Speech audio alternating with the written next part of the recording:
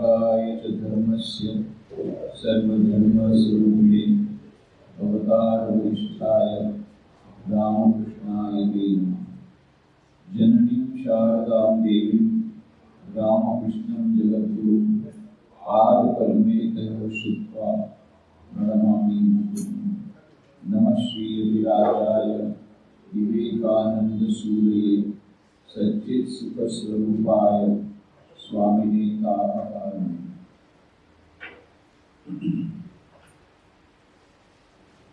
उपस्थित सन्यासीबृंद, ভক্তবৃন্দ, আমি নিজেকে খুবই ধন্য মনে করছি যে এখানে অনেক বছর পরে এখানে আবার আসতে পেরেছি। তার জন্য ধন্যবাদ জানাচ্ছি আমাদের তারকদাকে, তারক মহারাজ, যিনি বারে বারে আমাকে ফোন করে বললেন কি এইবারে আসুন। এর আগে অনেকবার বলেছেন, কিন্তু এইবারে আগে থেকে বললেন। তো আমি অনেকদিন ধরে ভেবেছিলাম একবার আসতে হবে, কিছুদিন হয়ে উঠছিল না। আজকে ঠাকুরের কৃপায় এই জায়গায় এসেছি। অনেক বছর আগে, প্রায় 40-50 বছর আগে এসেছিলাম, তখন তো আমার কিছু মনে নেই কি দেখেছিলাম। আর তখন তো আমাদের আশ্রম রামকৃষ্ণ মঠের অন্তর্ভুক্ত আশ্রমটা হয়নি। যাই হোক, কিন্তু আজকে আমি খুবই নিজেকে ধন্য মনে করছি। महापुरुष महाराज নিজে বলছিলেন, বারাসত কি কম জায়গা কা,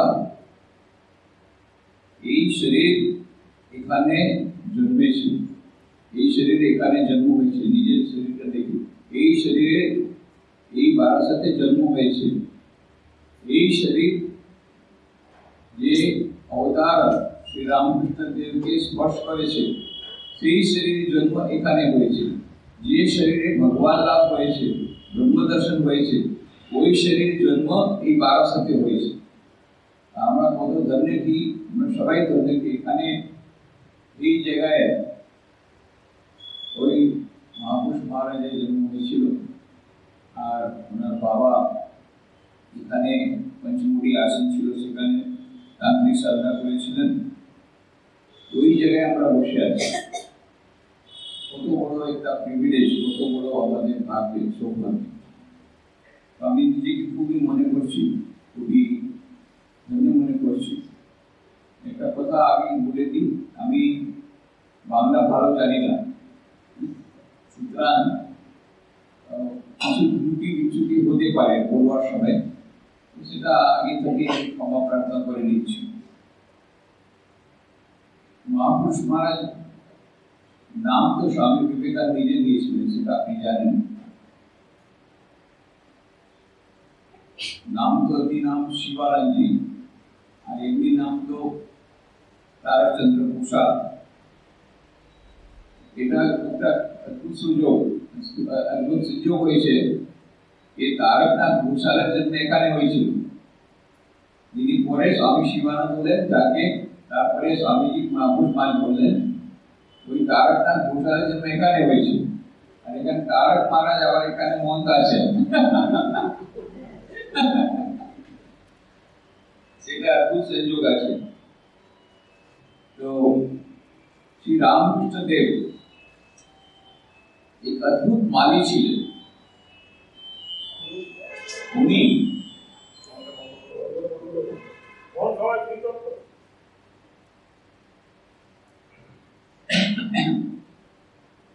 শ্রী রামকৃষ্ণ দেব অদ্ভুত মালি ছিলেন। উনি সুন্দর একটা পুষ্পগুচ্ছ তৈরি করেছেন, রামকৃষ্ণ সংঘরূপী পুষ্পগুচ্ছ। তার মধ্যে সব থেকে বড় একটা পুষ্প হলো স্বামী বিবেকানন্দ।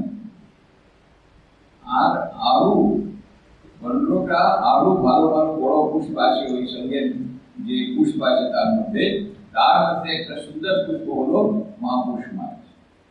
তিনি রামকৃষ্ণ সংঘের দ্বিতীয় অধ্যক্ষ। প্রথম অধ্যক্ষ ছিলেন স্বামী ব্রহ্মানন্দ, তারপরে উনি অধ্যক্ষ হয়েছিলেন। তো আপনারা সবাই জানেন, আপনার এখানে থাকছেন কিভাবে শর্ট লাইফটা আমি বলে দিচ্ছি, আপনারা সবাই জানেন যে 16 ডিসেম্বর একাদশী দিনে 1854 1854 16 ডিসেম্বরে উনি পৃথিবীতে আগমন করেন। এই জায়গায় ওনার বাবার নাম রামকানাই ঘোষাল আর মাতা বামাসুন্দরী দেবী। আর বামাসুন্দরী দেবী দুটো মেয়ে ছিল কিন্তু ছেলে ছিল না বলে উনি তারকেশ্বর মহাদেবকে তিনি বিশেষ পুজো দিলেন। তারকেশ্বর মহাদেবের ওনার কৃপায় উনি যেহেতু ওই ছেলেটিকে পেয়েছেন সেই জন্য ওর নাম রাখা হলো তারক। এই তারকনাথ তারপরে স্বামী শিবানন্দ বলেন মহাপুরুষ মহারাজ। তো এই যে মহাপুরুষ মহারাজ এখানে এরকম হলো কি কম বয়সে ওনার মা মারা গেলেন, তারপরে বাবা বিয়ে করলেন আর একটা বিয়ে করলেন, তারপরে উনি চলে গেলেন ওখানে কলকাতায় একটু এখানে পড়ালেখা করেছেন, তারপরে চলে গেলেন। বাবা তো লয়ার ছিলেন আর তান্ত্রিক সাধক ছিলেন বড়, এমনকি তিনি রামকৃষ্ণ দেবের কাছেও যেতেন, ওনাকে আগে থেকেই চিনতেন রামকৃষ্ণ পরমহংস।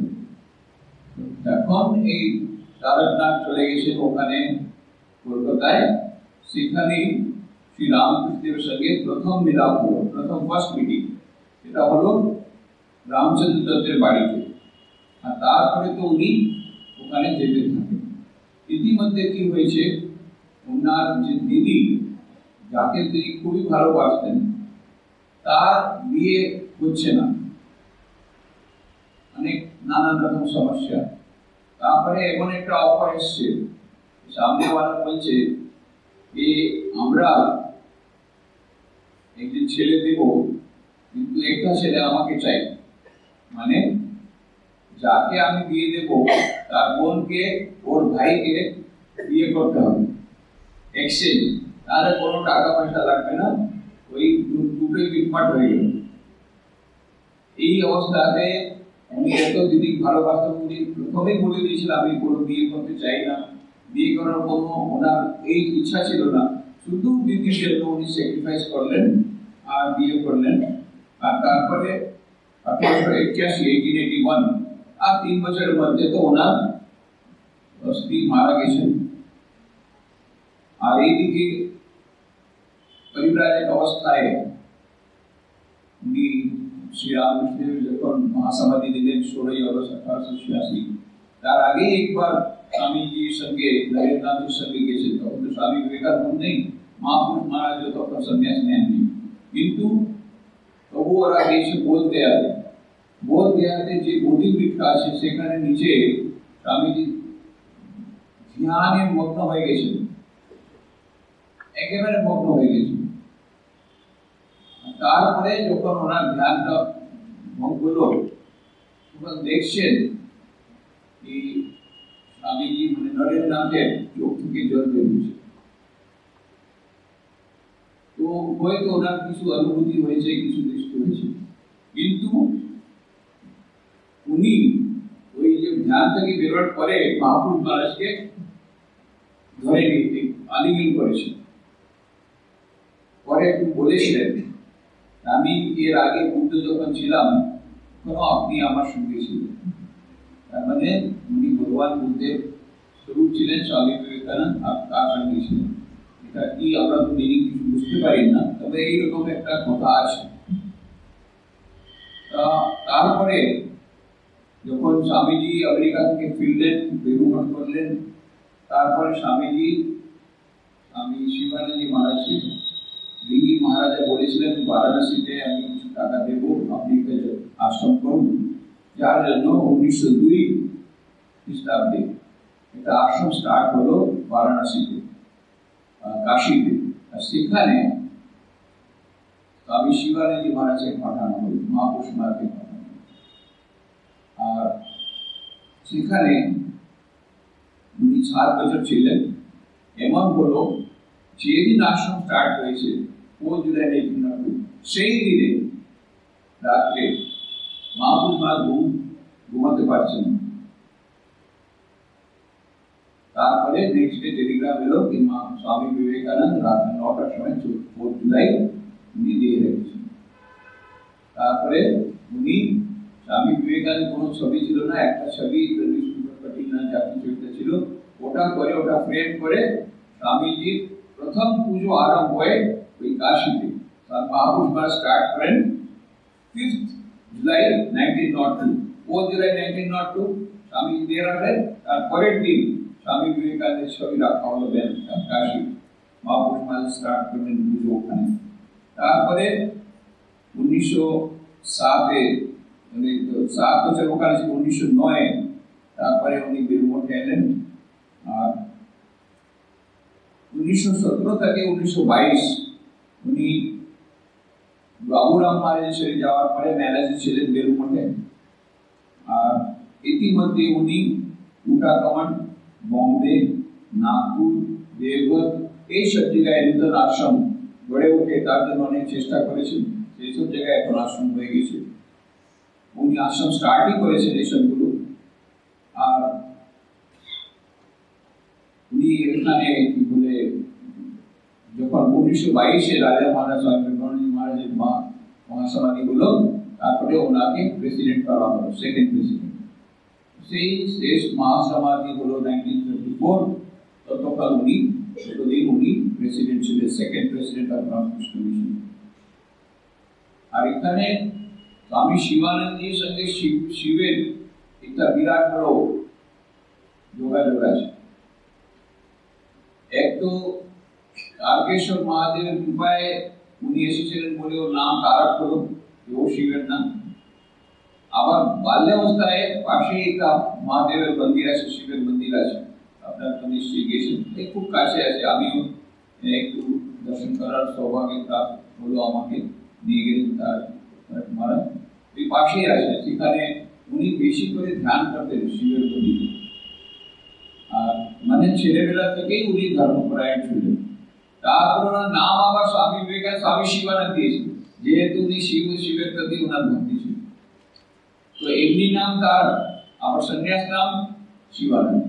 তারপরে একবার যখন উনি কথাবার্তায় শুনলেন, কথাবার্তা উনি বলছেন স্বামীজি, দেখুন এই জগতে রামকৃষ্ণদেবের কথা ওটা উনি মাত্র পেরে উঠেছেন যে উনি সারদা দেবীর সঙ্গে বিয়ে করলেন, কোনো কিন্তু ওকে স্ত্রী হিসাবে কোনোদিন উনি করেন, ওনাকে মা হিসাবে দেখেছেন, মা হিসাবে পুজো করেছেন, আর পূর্ণ ব্রহ্মচর্য পালন করেছেন। বিয়ে হওয়ার পরেও এইরকম গৃহস্থ আর জগতে কোথাও এরকম উদাহরণ দেখা যায় না। তখন মহাপুরুষ মহারাজ বলছেন স্বামীজিকে, ঠাকুরের কৃপায় আমিও ওই রকম পেরেছি, উঠতে পেরেছি। ওনারও বিয়ে হয়েছিল, 3 বছর তো স্ত্রী বেঁচে ছিলেন, একজন ওনার সঙ্গ হয়নি, আর উনি ব্রহ্মচর্য পালন করেছিলেন।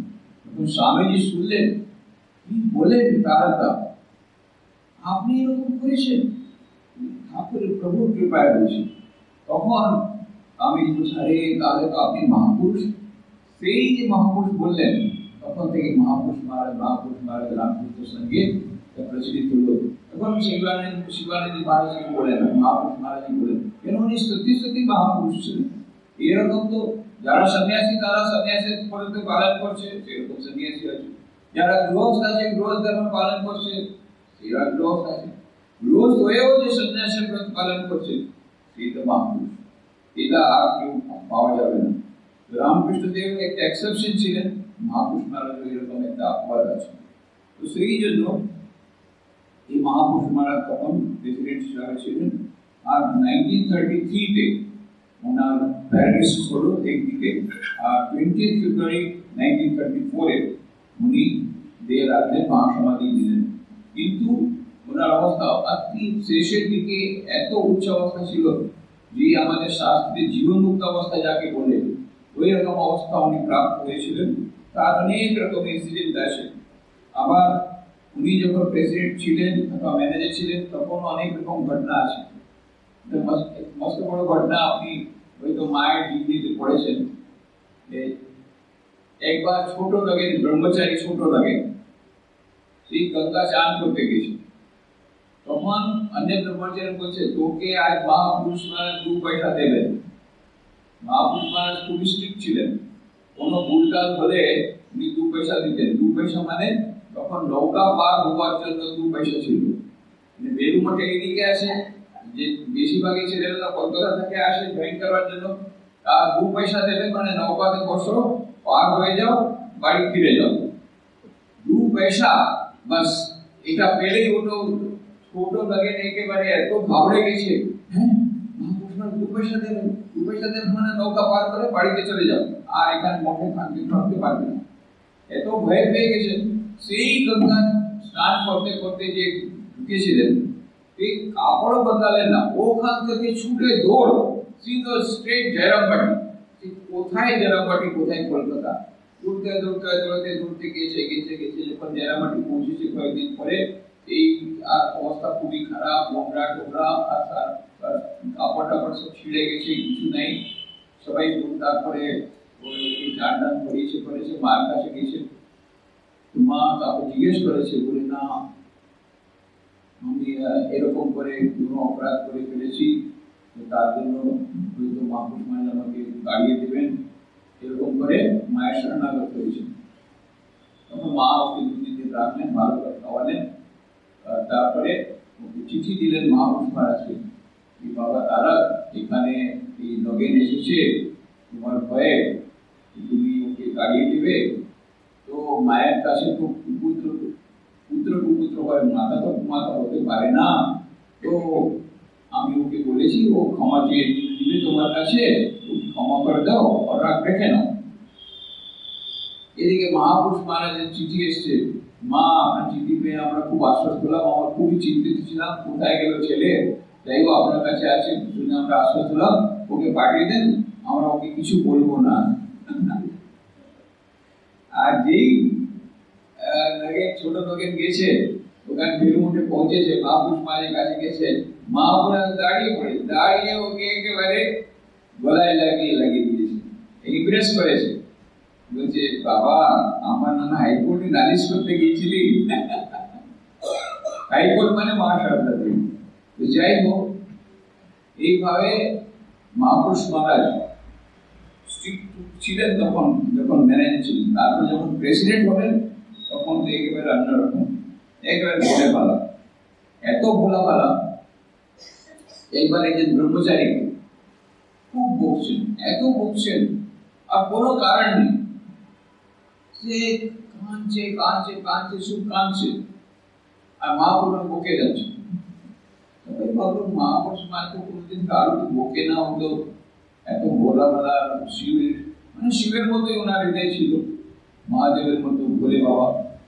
এত তারপরে ওকে জিজ্ঞেস করা হলো, মহারাজ ও তো কোনো বেশি অপরাধ হয়নি, এত আপনি বকলেন? মহাপুরুষ তোমরা কি বুঝবে?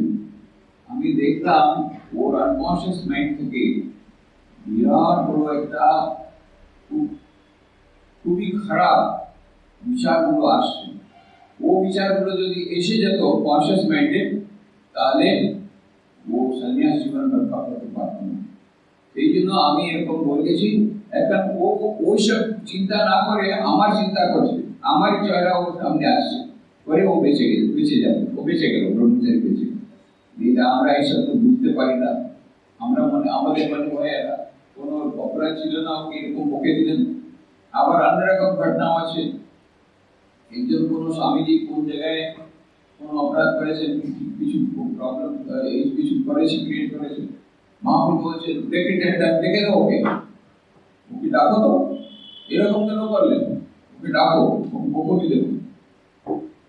তারপরে ওরা চিঠি দিয়ে দিল, মহাপুরুষ মায়ের ডাকছেন, উনি এলেন, কয়েকদিন পরে উনি এসে গেলেন, এসে মহাপুরুষ মাকে প্রণাম করেছেন, এইসব করেছেন। কি রকম কি আছো বাবা, কিরকম ভালো আছেন? তো বলে হ্যাঁ মহারাজ এরকম আছে, এরকম আছে।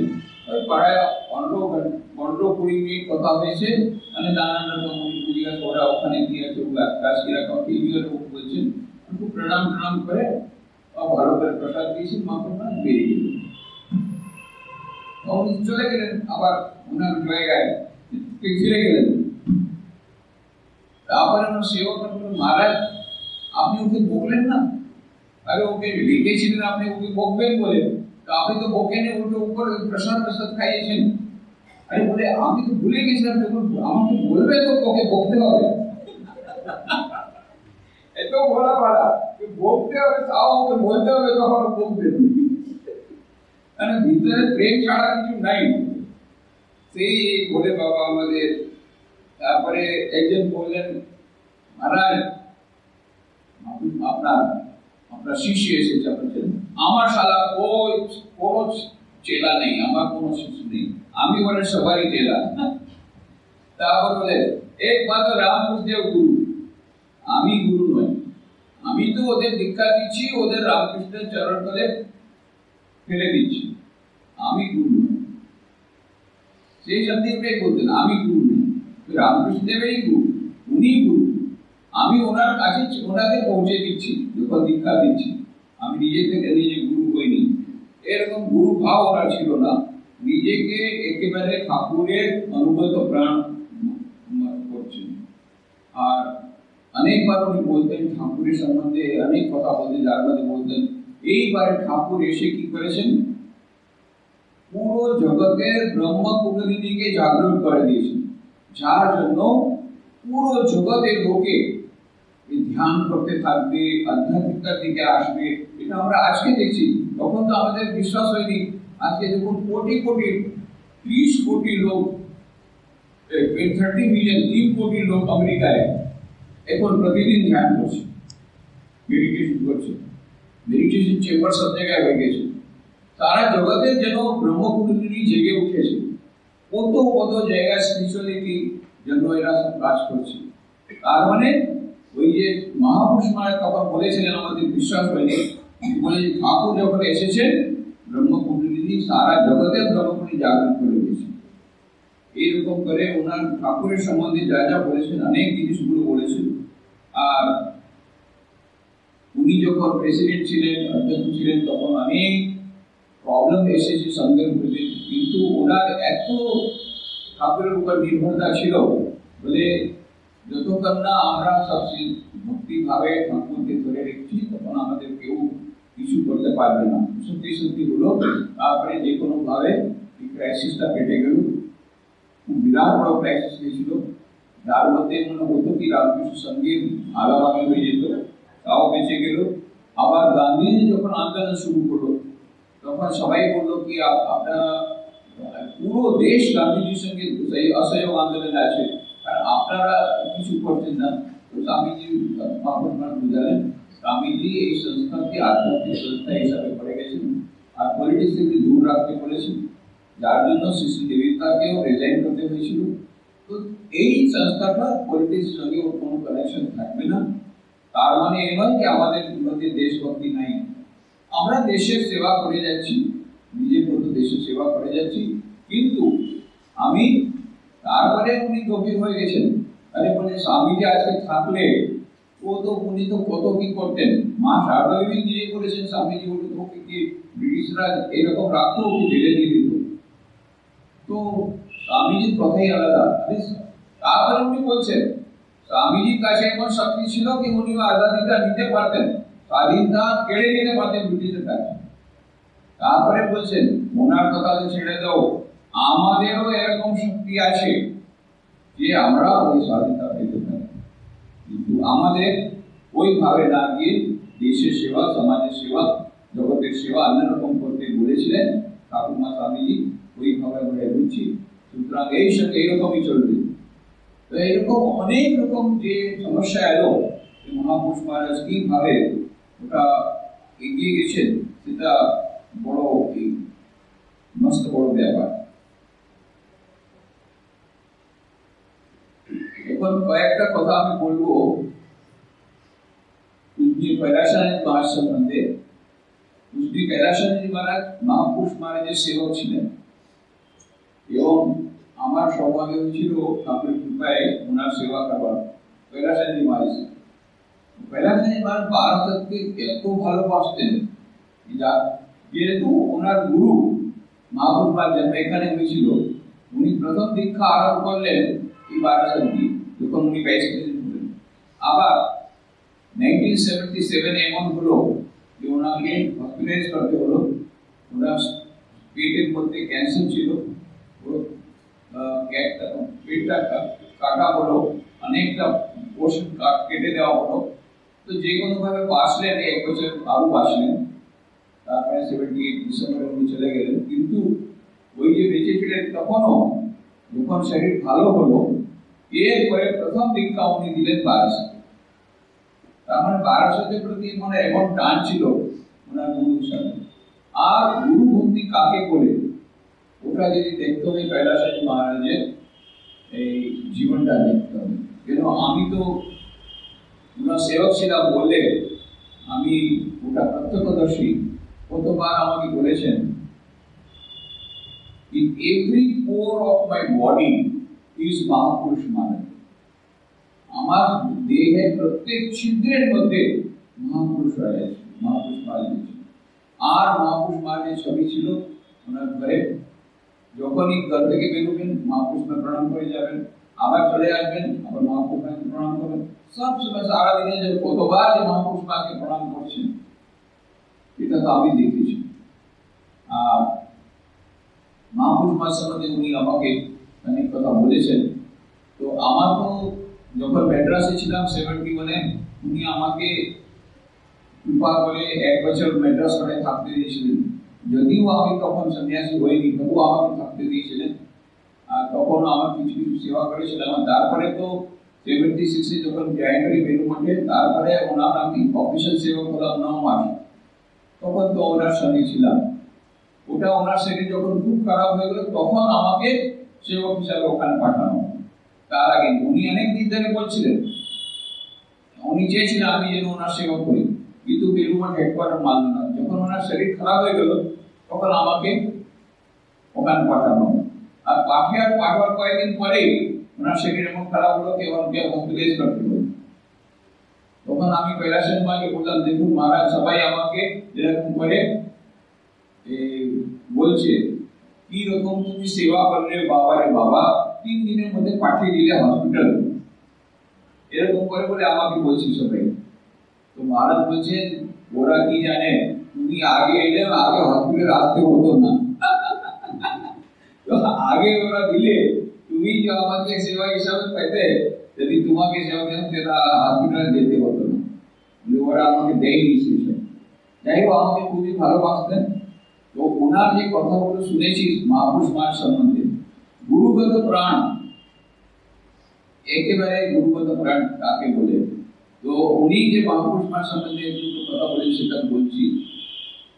আর প্রথম তো কৈলাসের মার সম্বন্ধে বলি, উনি জাপক ছিলেন, সারাদিন জপ করতেন। আমি মেড্রাস মঠে উনি 27 বছর অধ্যক্ষ ছিলেন, তবুও দেখেছি। আর বেলুমঠ ভাইস প্রেসিডেন্ট হিসাবে এসেছেন, সারাদিন জপ করছেন। ভোর 3টার সময় উঠে যাচ্ছেন, জপ করছেন, আবার যাচ্ছেন মন্দিরে যাবেন, গর্ভ মন্দিরে বসে জপ করবেন 2-3 ঘন্টা, আবার আসবেন, একটুখানি মিশ্রি জল ডাবের জল খাবেন, আবার যাবেন, আবার 10:30 আসবেন, 10:30 11টা আসবেন। আবার অনেক রকম ওনার ছিল, সোমবারে শিব মহিমা স্তোত্র পাঠ করতে হবে, মঙ্গলবারে এই চণ্ডী পাঠ করতে হবে। তো ওনার ছিল প্রতিদিন কিছু না কিছু উনি পাঠ করতেন। এইসব হওয়ার পরে যখন ঘন্টা পড়বে খাওয়ার ঘন্টা, তখন ওনার চান খাওয়ার ঘন্টা পড়বে, তখন উনি চান করতে যাবেন। চান করে তারপরে উনি একটুখানি খাবেন, যা ঠান্ডা আছে সেটাই খেয়ে উনি না। আবার মেড্রাসেও ছিল তখন, 11টার সময় এসে ওই 1 ঘন্টার মধ্যে প্রেসিডেন্ট হিসাবে যাদেরকে দেখা করতে, ফাইল সাইন করতে, সব 1 ঘন্টার মধ্যে করে তারপর চান করতে যায়। এইসব তো আমি মেড্রাসেও দেখেছি। আবার বিকালে যেই সন্ধ্যা আরতির আগে চলে যাবেন মন্দিরে, যে বসলেন তো বসলেন, সেই ভোগের ঘন্টা উঠলো, ততক্ষণ ওখানে বসে জপ করছেন গর্ভমন্ত্রী। মেড্রাসেও তাই, বেলুমঠেও তাই, মানে সারাদিন জপ করছেন। আর খুবই জাগক ছিলেন, আর খুবই আধ্যাত্মিক দিক থেকে এগিয়ে গিয়েছিলেন মহাপুরুষ মাঝি কৃপায়। তো যখন উনি ঢাকা ইউনিভার্সিটিতে হিস্ট্রি প্রফেসর ছিলেন, ঢাকা ইউনিভার্সিটি হিস্ট্রি প্রফেসর ছিলেন, মানে এরকম কিছু অবস্থা ছিল কি ওনারও এরকম ছিল, ওনারও বিয়ে হয়েছিল কম বয়সে। আবার কিন্তু কোনোদিন উনি মহাপুরুষ মায়ের মতো ওনার সঙ্গে থাকেননি। ওনার স্ত্রীও খুব আধ্যাত্মিক ছিল।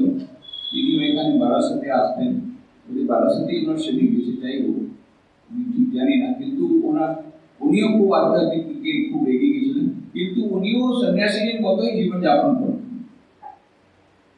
বিয়ে হওয়ার পরেও কিন্তু এমন অবস্থা ছিল, ওনাকে অনেক বড় বয়স, আমাদের এই 18 বছর থেকে 25 বছরের মধ্যে অনেকে জয়েন করেন, কিন্তু উনি বেশি বয়সে জয়েন করেছেন। আর যেও মহাপুরুষ মহারাজ ওনাকে যখন পারমিশন দিয়েছে, আর বলছে না, ওনার অনেক রকম সমস্যা ছিল, আগে তুমি ওই ওটা হিস্ট্রি প্রফেসর আছো, সেটা তুমি রোজগার করো, তারপরে শেষে উনি ওনাকে বললেন ঠিক আছে তুমি চলে আসো। তখন উনি বেশি বয়সে জয়েন করলেন।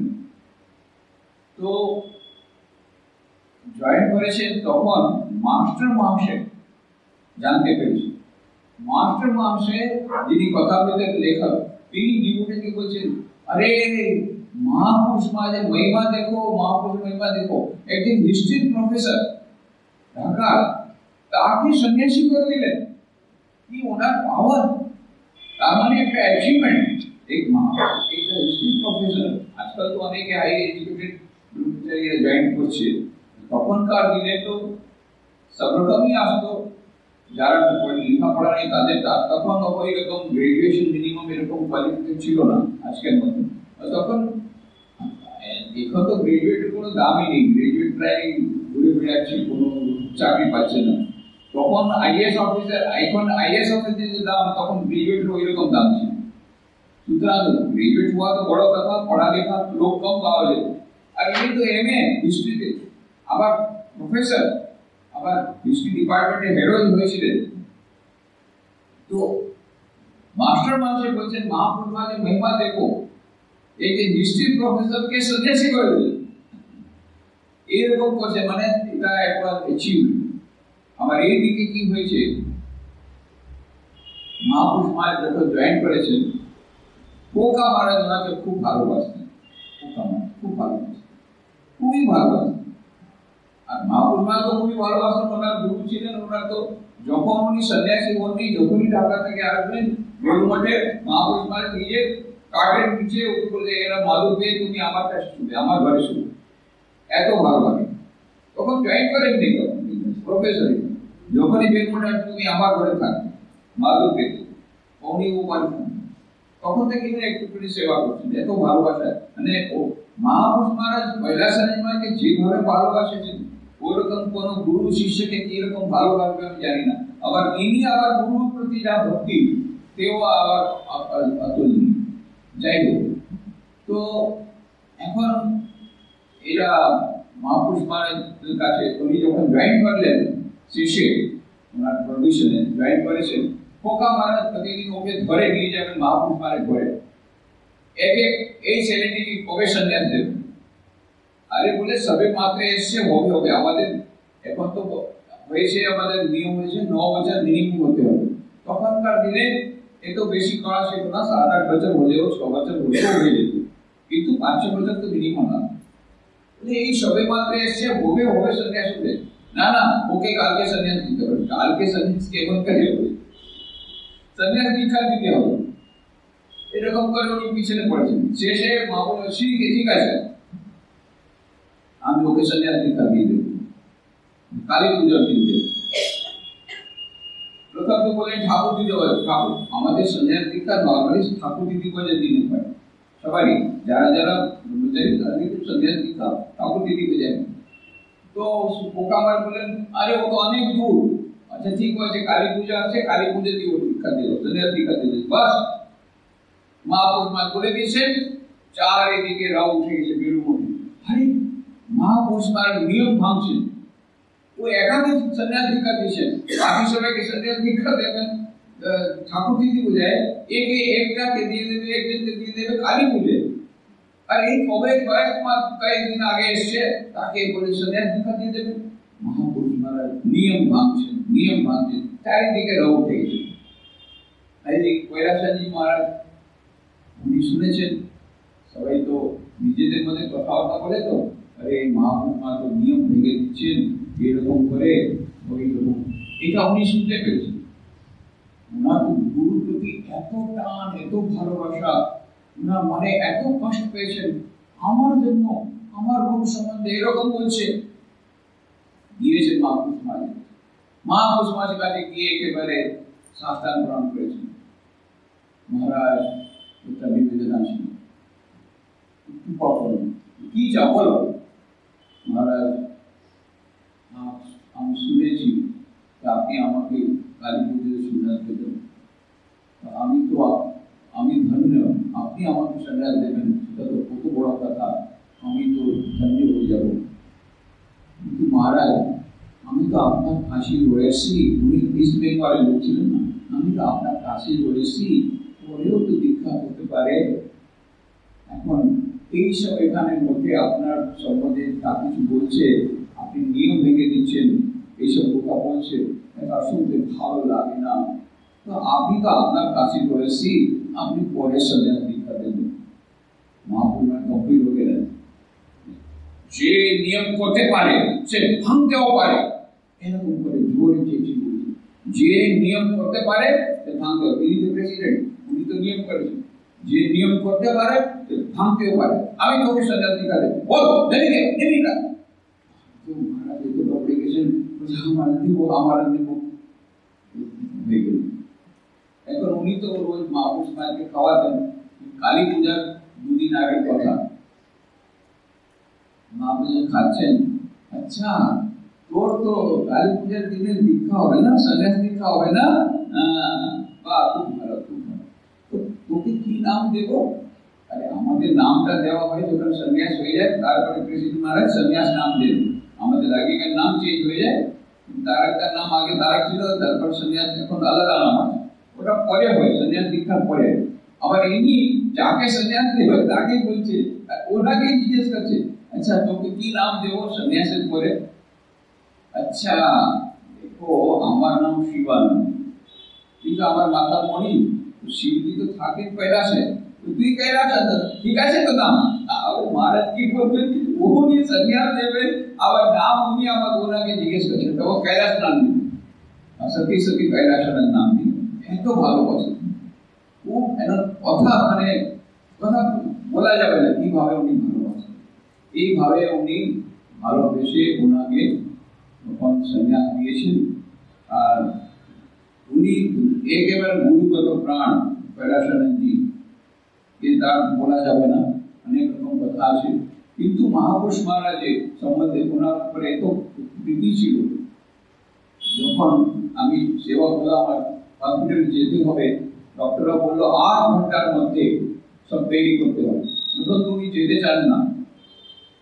তো তারপরে বীরেশ্বরানন্দজি মহারাজ তখন প্রেসিডেন্ট ছিলেন, নিজে ওনার ঘরে এলেন, ওনাকে বুঝাবার জন্য, বলছি না আমি হসপিটাল যাব। তো প্রভু মহারাজ বীরেশ্বরানন্দজি বললেন মায়ের শিষ্যে, আপনি চলে যান, কিন্তু চেক আপ করবেন, আমার কিছু বইনি, আমার কিছু হয়নি, কিছু হয়নি। তারপরে বলছেন আমি একটু রাঁচি চলে যাব, কাশি চলে যাব, ক্লাইমেট চেঞ্জ হলে সব ঠিক হয়ে যাবে। মানে বললেন ঠিক আছে আপনি যাবেন, আমরা ঠিক করবো, আপনি কোথায় যাবেন, আপনি রাঁচি যাবেন না কাশি যাবেন, পরে ঠিক করা যাবে, আগে আপনি তো একটু চেক আপ করি না, চেক আপ তো করিয়ে নেন। এরকম করে বুঝিয়ে টুঝিয়ে ওকে পাঠিয়েছেন। আর আমাকে বলা হয়েছে 8 ঘন্টার মধ্যে সব রেডি করতে।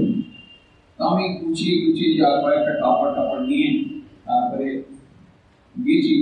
ওখানে গিয়ে ওখানে সেবা প্রতিষ্ঠানে হসপিটালে একটা স্পেশাল ক্যাবিন, সেখানে মহারাজকে দেওয়া হয়েছিল। তখনকার নাম্বার 9 ছিল, এখন জানি না নাম্বার 9 এখন আছে কিনা। ছোট ভালো ক্যাবিন, যত বড় সাধু যারা সিনিয়র সাধু তাদেরকে ক্যাবিন নাম্বার 9 দেওয়া হয়। তো ওখানে দিয়েছে। আমি কি করলাম, এই তাড়াহুড়াতে গুছিয়ে মহাপুরুষ যে ছবিটা উনি সবসময় দেখতেন সেটাও নিয়ে নিয়েছি।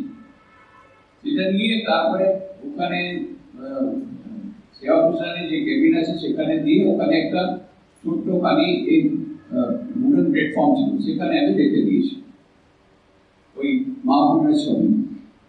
তারপরে মহারাজকে বলছি, মহারাজ দেখুন মহাপুরুষ মহাদেব আপনার সঙ্গে এসে গেছেন আপনাকে দেখবার জন্য। উনি দেখলেন, এত খুশি হলেন, হ্যাঁ তুমি মহাপুরুষ মাসে নিয়ে এসছো, মহাপুরুষ মাস নিয়ে এসছো, মহাপুরুষ নিয়ে এসছো, বারে বারে একই কথা বলে। এত খুশি হয়ে গেছেন, আমি এই ছোটটুকু কাজ করেছি কিন্তু আমার উপর খুবই খুশি, ও মহাপুরুষ মাসকে নিয়ে এসছো, মহাপুরুষ মাস নিয়ে এসছো। মানে ওনার মহাপুরুষ মাস করতে কি টান, যেটা উনি পরে আমাকে অনেকবার বলছেন, in every pore of my body is মহাপুরুষ মাস।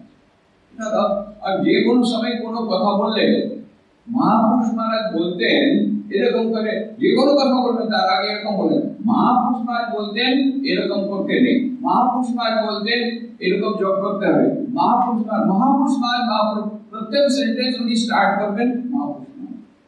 মানে দিন রাত ওনার সব সময় ওনার আনকনশিয়াস মাইন্ডে মহাপুরুষ মহারাজ রয়েছেন। এত ওনার এই অদ্ভুত প্রাণ ছিল মহাপুরুষ মহারাজ। তো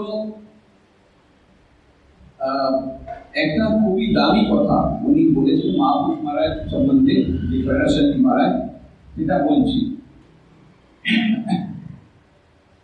উনি বললেন 1926 যখন কনভেনশন হয়েছিল, সেকেন্ড কনভেনশন 1980 তে হলো, ফার্স্ট কনভেনশন 1926 হয়েছিল। 1926 বেলু মঠে শরৎ মহারাজ স্বামী শারদা নিবাস করেছিলেন। তখন ওই 1926 কনভেনশনে অনেক সাধুরা এসছে, দেশ বিদেশ থেকে অনেক সাধুরা এসছে, বিরাট বড় ফার্স্ট বিগ সম্মেলন। তো ওই সময় মহাপুরুষ মহারাজ তখন প্রেসিডেন্ট, তো প্রেসিডেন্সিয়াল স্পিচ তখন পড়া হচ্ছে। যেই প্রেসিডেন্ট স্পিচ পড়া হচ্ছে একটা জায়গায় যখন এসেছে, মহাপুরুষ তালি দিচ্ছে, বাহ বেশ বেশ বেশ, খুব ভালো খুব ভালো। মহারাজ এটা আপনার স্পিচ, প্রেসিডেন্ট স্পিচ করছে, নিজে দাঁড়িয়ে দিচ্ছে, বেশ ভালো হয়েছে ভালো হয়েছে। তখন মহাপুরুষ মহারাজ কত ভোলা ভালা, যে শিবের মতন, তো কি জানি বাবু, দীনেশ লিখেছে বসন্ত পড়ছে আমি তাড়িয়ে দিচ্ছি। দীনেশ মানে স্বামী নিখিলানন্দ, উনি তো জার্নালিস্টে জয়েন করার আগে, ওনার ইংলিশ খুব ভালো, উনি কথা উনি তাকে ইংলিশ ট্রান্সলেশন করেছে। তো দীনেশ লিখেছে বসন্ত মানে স্বামী পরমানন্দজি, এরা দুইজনে আমেরিকা থেকে তখন এসছে। তো বসন্ত মানে পরমানন্দজি, দীনেশ লিখেছে বসন্ত পড়ছে আমি তাড়িয়ে দিচ্ছি, ওনারই স্পিচ প্রেসিডেন্সিয়াল স্পিচ, এত বলা। তো ওটা কি কোশ্চেন ছিল আমি জানি না, কিন্তু এটা আমার গেস। এই পুরো স্পিচটা যখন আমি দেখেছি 1950 কনভেনশন রিপোর্টে, একটা কথা যেটা খুবই দারুণ কথা, হয়তো ওই কথা যখন হচ্ছিল তখন মহাপুরুষ মহারাজ তালি দিচ্ছেন, কিন্তু এটা আমার গেস, এটা জানি না এরকমই হয়েছিল না। একটা কথা আছে ওর মধ্যে, ওই প্রেসিডেন্ট স্পিচে কি লেখা আছে, কি বলা আছে, be thou like an arrow that darts the target, be thou like a sword that pierces the object, be thou like the hammer that falls on the anvil. The arrow does not beat if it misses the target. The sword does not lament if it cannot pierce the object. The hammer does not fret if it cannot fall on the anvil. And yet there is a joy in being created, being used, and being destroyed, and being finally set aside. এত সুন্দর কথা। কি রকম আমাদের কাজ করতে হবে, আমরা ভগবানের প্রতিনিধি, আমরা তো ইনস্ট্রুমেন্ট, কাজ তো উনি করাচ্ছেন, আমরা কেউ নাই। আমাদের কোনো ইগো থাকলে এটা খুব খারাপ কথা। আমরা কে, উনি করাচ্ছেন। তো উনি বলছেন নিজেকে একটা ইনস্ট্রুমেন্ট ভাববে। কি রকম ইনস্ট্রুমেন্ট, তুমি একটা তীর, যখন তীর কোনো জায়গায় ঠিক ঠিক পৌঁছায় না, তখন তীর কাঁদে না কি আমি এখানে পৌঁছাতে পারলাম, কেন, তীর মারবার লোক তো অনেক আছে, আরেক জন আছে। আমরা তো তীর, আমরা তো ইনস্ট্রুমেন্ট, আমাদের কাঁদার কিছু নাই। যদি আমরা মিস করে দিই গোল, তো যে তীর লাগিয়েছে সে কাঁদবে, আমি কেন কাঁদব। Be thou like an arrow, and the arrow does not beat, which is the target. আর তলোয়ারও তো কোনোদিন কাঁদে না যখন ওই কাট করতে পারে না, কেন তলোয়ার যে চালায় তার দোষ, तलवार কোনো দোষ নেই। আর যদি হ্যামার হাতোড়া কাজ কি হ্যামার কি বলে হ্যামার তো হাতোড়া তো হাতড়িটা যখন এই পড়ে না ঠিক জায়গায় তখন হাতড়িটা কাঁদে না, তো যে দিয়েছে সে কাঁদে। কিন্তু there is joy in being created. একটা জয় আছে, তীর হওয়ার একটা জয় আছে, তলোয়ার হওয়ার একটা জয় আছে, হাতুড়ি হওয়ার একটা জয় আছে। In being created are be use, আর আমাদের ইউজ করা হচ্ছে। আমরা ইনস্ট্রুমেন্ট, আমরা নানা রকম যা কাজ করছি তারপরেই করাচ্ছেন, উনি বসে বসে সব করাচ্ছেন।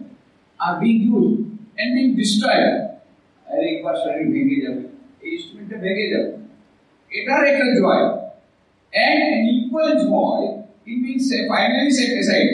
তারপরে একদিন হবে হরি ওম রাম হয়ে গেল, in being finally set aside. There is joy in that also. এত বড় কথা, খুব উঁচু দরের কথা। আমরা সব ইনস্ট্রুমেন্টস, যারা যারা ভগবানের কাজ করছি, সন্ন্যাসী হোক, গৃহস্থ হোক, যাই কাজ আমরা করছি, এই সব ঠাকুরের কৃপায় করছি। আমরা শুধু ইনস্ট্রুমেন্ট। আমাদের খুব বেশি গৌরব নেওয়ার মতো কিছু নেই, খুব বেশি ইগোইস্টিক হওয়ার কোনো কারণ নাই। আমি করেছি, আমি করেছি, উনি করেছেন, আমরা তো ইনস্ট্রুমেন্ট। আর যদি আমরা ফেল হয়ে যাই তাহলেও আমি তো ইনস্ট্রুমেন্ট, করাচ্ছেন আর কেউ।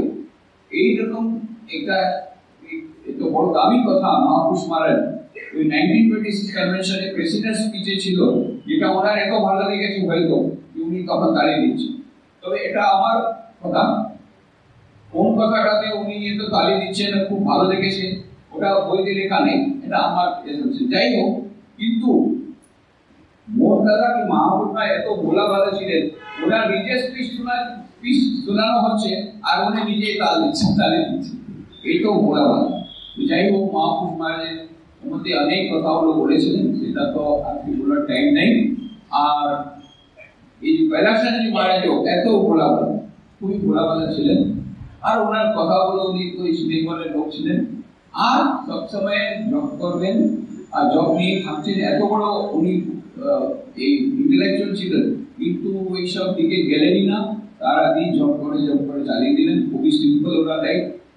আর আমাকে সবসময় বলতে, আমি সেবক ছিলাম, আমাকে খাস বাড়াইও না, খাস বাড়াইও না।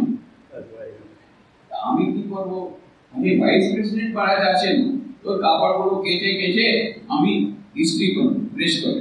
ভাইস প্রেসিডেন্ট কম কথা কি, বাকি সব ভাইস প্রেসিডেন্ট মানে কিরকম চলে। তো আমি তো ভাইস প্রেসিডেন্ট সেবক, আমার একটা আছে, ইগো আছে। আমি ভাইস প্রেসিডেন্ট সেবক, আমি ভালো করে, আমার ভাইস প্রেসিডেন্ট মহারাজ আছেন, আমি ভালো করে কাপড় করবেন। তো আমি শার্টটা ইস্ত্রি করলাম, উনি বললেন কাজ বাড়াইও না, কাজটা কি দরকার ছিল ইস্ত্রি। উনি কোনোদিন ইস্ত্রিওয়ালা কাপড় পরতেন না, যে আছে তাই একেবারে সিম্পল ড্রেস। তো তখন আমি বললাম, না না না মহারাজ, এটা আপনার কিছু বেশি টাইম লাগে না। তবে উনি মানতেন না। উনি কি করবেন, আমার সঙ্গে ঝগড়া হবে তো, উনি কি করবেন, যখন এই শার্ট পরে যখন বার করবেন এরকম করবেন, এরকম জেনে শুনি। তুমি যতবার ইস্ত্রি করবে আর এরকম আমি ইনকাম করবো, এরকম আমাদের বিচার ঝগড়া হলো, সিট মডেল হলো। তো যাই হোক, এত সিধা সারা, আর ওনার ল্যাঙ্গুয়েজ